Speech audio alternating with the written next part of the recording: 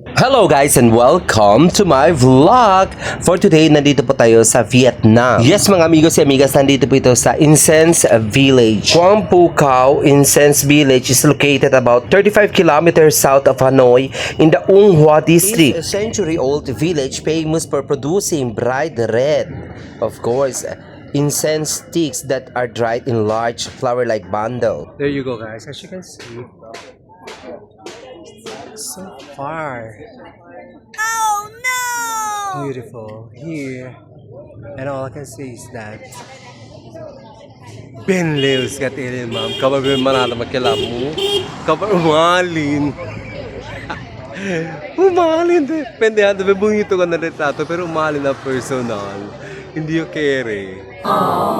Hindi ka kere na personal. Umalin ngayon. Kabar. Ano? Basta, no kere. Leo de.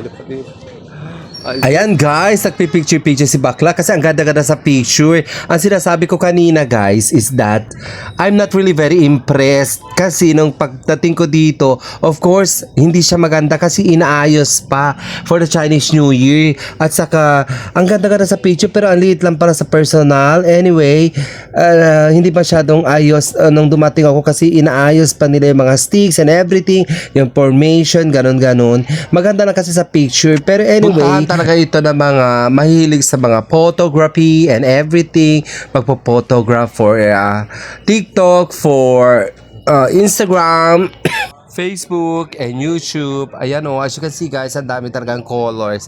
Anyway, pag pumunta kayo dito, may mga entrance fee. Of course, helping the community here. Yeah. Anyway, we need also to appreciate yung mga gawa nila dito, mga sticks na ganito o mga incense stick. Yes, of course guys, actually ito ang kinabubuhay ng mga most of the people here in this community.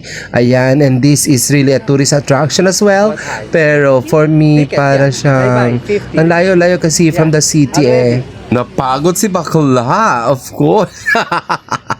Napagod si Bakla sa pagpunta dito tapos nung nakita maliit lang pala at saka hindi siya masyadong yung mga color ng stick hindi masyado kaya in-edit ko na lang para maging super red.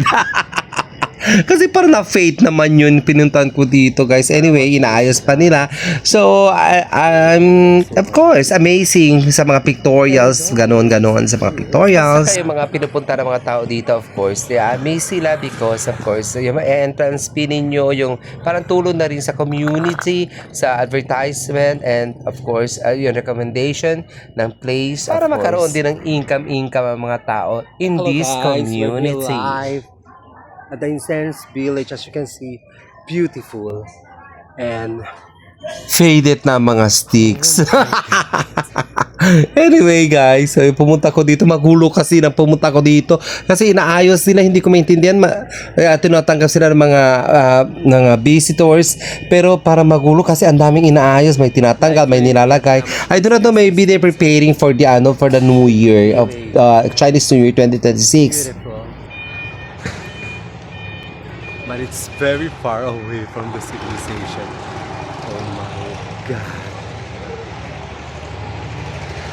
This is the Quang Phu Cao Incense Village. It's located around 35 kilometers south of Hanoi in the Ung Hoa district. It's a century-old village famous for producing bright red incense sticks that are dried in large flower-like bundles. It is popular highly photographic cultural destination, easily visited via a day trip, mga 2 hours from the city center. Pero ang ginawa ko guys, since ako lang mag-isa, nag-book ako sa Grab ng motorcycle bike, of course. Binayaran ko na lang 2 bookings back and forth. Anyway, it's so far away. Kaya napagod si Bakla, nagmotor ako for almost like 2 hours. Ang layo pala. Mga 1.5 hours, something ganon. Oo, pero since I love riding motorcycles, kaya yon ang ginamit ko, sort of transportation. Pinahintay ko na lang siya para makauwi ako, bumalik sa Hanoi, of course, sa city center. At saka may sasabihin ako sa inyo guys, ang ganda-ganda talaga nito sa picture. Pag makita nyo sa picture, para talaga sa mountains of, mga incense of sticks. Ganon, multicolored sticks. Ang ganda sa picture. Upo-upo ka doon. Kung maganda ang photographer ninyo, ang ganda-ganda sa picture. Pero pag makita ninyo sa personal, sasabihin nyo, ay, ito na ba yun? Ganun. Pero maganda siya, pero maliit lang. Kasi sa picture pa makita nyo parang it's very huge. Ang ganda pag magaling talaga ang mga photographers, Oh, ayan si Bakla, emot. Ay, ito na ba yun? Pero mga amigos, isa talaga ito sa mga pinupuntahan dito sa country ng Vietnam. Of course, mga turista, they really wanted to come here, of course, to have their pictures taken over this place because parang isa ito sa mga significant destinations ng turismo dito sa Vietnam. As you can see guys, ayan marami pa si Bakla, picture din talaga, naglagay ng stand, pero kailangan magaling ang photographer mo dito para makuha niyang angulo, diba? Anyway, kahit napagod ako, pero I'm already very happy, of course, getting the opportunity to see this place in person. Yes, mga amigas, habang nagmo-motor kami papunta dito, nakita ko ang mga faktorya, mga pagawaan ng mga ganitong sticks. Ang dami sa mga gilid-gilid ng kalsada. Yeah, kinakat nila yung mga sticks. Parang bamboo sticks na ginagawa. Hindi ko alam kung bamboo sticks ba or what, pero pinapanipis talaga nila ginagawa nila.